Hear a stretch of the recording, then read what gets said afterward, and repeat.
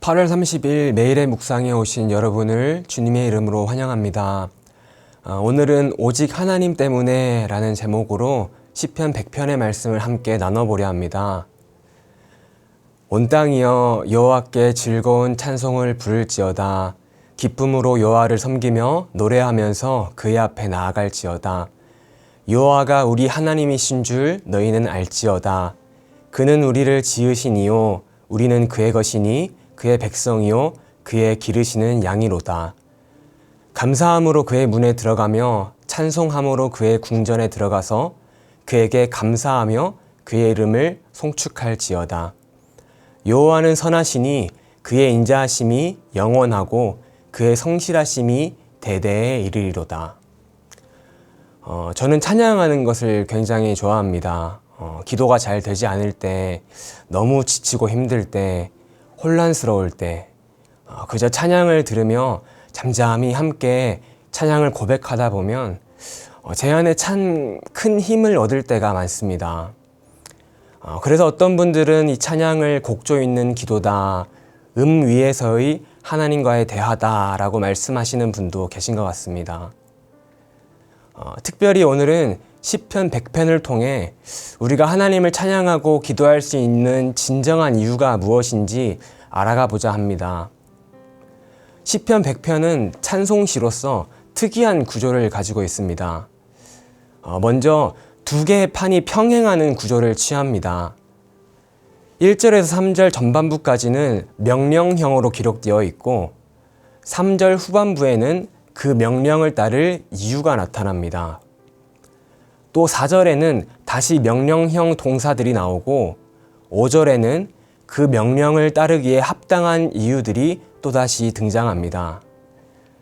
즉, 이 구조를 좀 쉽게 보면은 뭐 해라 라는 명령을 하신 후 하나님께서는 뭐이기 때문이다 라는 이유를 밝히신다는 것입니다. 성경에는 강권적으로 또 주권적으로 역사하시는 하나님의 모습을 발견할 수 있습니다. 그러나 오늘 본문처럼 인격적으로 또 우리가 설득되어질 수 있도록 역사하시는 하나님의 모습 또한 볼 수 있는 것이 맞습니다. 하나님과 우리는 십자가 사랑이라는 토대 위에 관계가 생겼죠. 그래서 하나님은 우리를 종 부리듯이 무엇인가 요구하시지 않습니다. 모든 것은 사랑 위에서 말씀하시고 사랑 위에 명령하시고 우리가 자발적으로 순종하길 원하십니다. 그러므로 우리가 신앙생활을 하며 하나님께 드리는 모든 반응은 자발적이고 인격적인 사랑으로부터여야 합니다. 혹시 내 안에 율법주의적이거나 맹목적인 신앙의 모습으로 반응하는 것은 아닌지 점검해 볼 필요도 있습니다. 또 오늘 본문 5절은 짧은 절이지만 그 가운데 7개의 명령형 동사들이 나타나는 것도 중요한 특징입니다. 부를지어다, 섬기라, 나아갈지어다, 알지어다, 들어갈지어다, 감사할지어다, 송축할지어다. 이 7가지 명령형 동사들이 쭉 등장하지만 그 가운데 구조적으로 주목해서 보아야 할 동사가 있는데 그것은 바로 중앙에 있는 알지어다라는 단어입니다. 이 알지어다라는 동사가 있는 3절 전반부를 제가 한번 이렇게 읽어드리겠습니다. 여호와가 우리 하나님이신 줄 너희는 알지어다. 제가 몇 단어의 악센트를 주었는데 느껴지십니까? 먼저 여호와가 라는 단어를 보면 스스로 계신 하나님의 이름이 여호와입니다. 모든 것으로부터 자유로우신 절대적인 존재, 그 어떤 것에도 의존하지 않으시는 창조주의 이름이 여호와입니다. 그런데 이 여호와가 우리 하나님임을 알라라 라고 말합니다. 왜 그렇습니까? 3절 후반부에 그 이유가 나오죠. 그는 우리를 지으시니요 우리는 그의 것이니 그의 백성이요 그의 기르시는 양이기 때문이다. 창조주를 아는 자는 뚜렷한 인생의 방향을 가집니다. 내가 누구의 소유인지 아는 사람은 두려움을 이겨냅니다. 하나님을 진정한 왕으로 섬긴 사람은 세상으로부터의 자유함을 누리고 또 그분을 목자로 여기는 양은 쉴만한 물가에서 참된 평안을 누릴 수 있습니다. 그렇기에 저자는 말합니다. 이 여호와가 우리 하나님이신 것을 알지어다. 우리가 여기 조금 더 주목해서 보아야 하는 것은 알지어다라는 것이 단순한 지식적인 알을 말하는 게 아니라는 것입니다. 이 알지어다라는 말은 야다라는 히브리어로 남녀가 동침하여 서로를 알게 된다는 아주 긴밀하고 깊은 체험적인 알을 의미합니다. 지식적으로 아는 것과 체험적으로 아는 것은 너무나도 다르죠. 저는 어렸을 때부터 골리앗 앞에 선 다윗 이야기를 많이 들었습니다. 어렸을 때 삶이 얼마나 팍팍한지 아무것도 몰랐을 때 전쟁 밖에서 이 골리앗과 다윗 그리고 두려워하는 이스라엘 군대를 볼 때 저는 잘 몰랐습니다. 이스라엘 군대는 왜 저렇게 두려워할까? 하나님의 백성이라면 다윗처럼 담대히 나가야 하는 것이 당연한 것 아닌가? 그렇게 생각했습니다. 그래서 저는 골리앗을 마주하기 전까지 나는 다윗과 같은 멋진 사람이 될 거야. 마음껏 다짐하고 준비했던 것 같습니다. 그러나 그렇게 전쟁 속으로 들어와서 세상이라는 골리앗을 마주해 보니 내 앞에 서 있는 골리앗은 실로 거대했습니다. 세상이 주는 위압감, 달콤한 쾌락, 유혹적인 안정감 앞에 나의 모습은 작고 초라하게만 느껴졌습니다. 많은 이스라엘의 군인들 중 그 누구도 골리앗 앞에 담대히 나가지 못했는 것처럼 저도 그냥 많은 군중들 속에 숨어 있을 뿐이었습니다.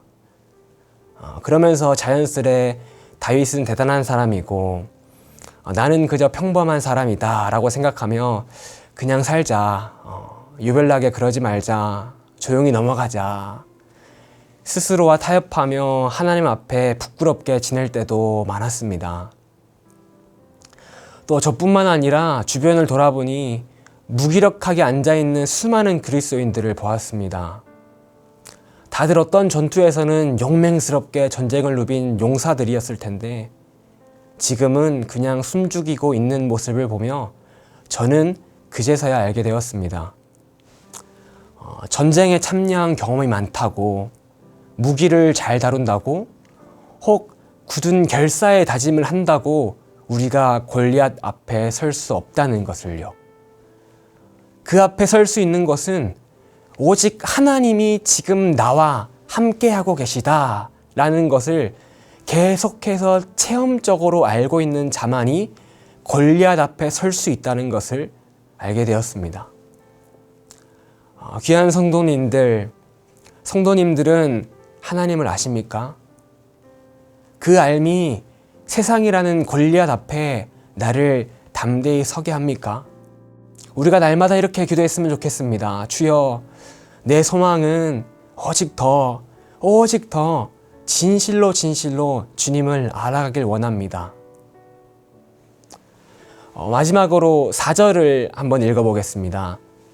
감사함으로 그의 문에 들어가며 찬송함으로 그의 궁전에 들어가서 그에게 감사하며 그의 이름을 송축할지어다. 감사함으로, 찬송함으로, 감사하며 송축해라 라는 단어들이 나옵니다. 그리고 앞에 구절과 마찬가지로 5절에는 그 이유가 나타나죠. 여호와는 선하시니 그의 인자하심이 영원하고 그의 성실하심이 대대에 이르리로다. 이 말씀을 묵상해 보며 저는 많은 은혜를 받았습니다.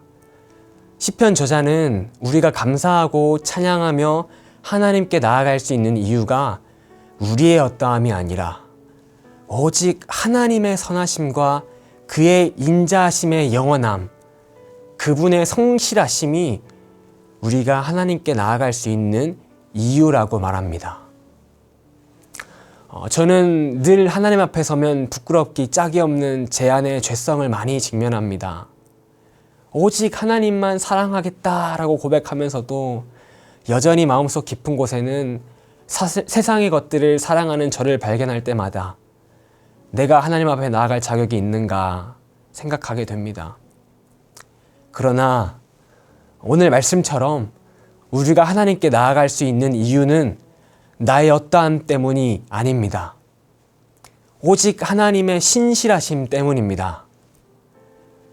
사랑하는 성도 여러분, 오늘도 저와 여러분이 하나님 앞에 나아가 찬송하고 감사할 수 있는 이유가 여기 있습니다.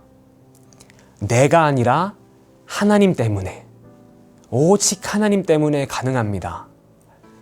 이 말씀을 간직하며 우리 신실하신 하나님을 바라보며 오늘을 살기로 결단하는 저와 모든 성도님들 되시길 예수님의 이름으로 축복합니다.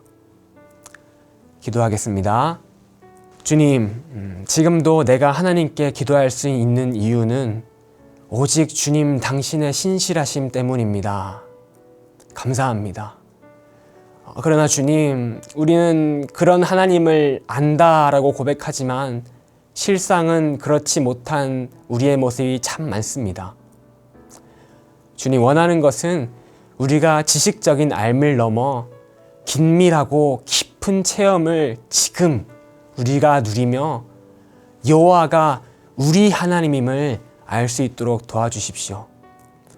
그래서 이 어두운 세상 가운데 날마다 하나님의 인도하심 아래 찬송하며 감사하며 살아가길 원합니다. 주여 우리를 도와주십시오. 예수님의 이름으로 기도드립니다. 아멘.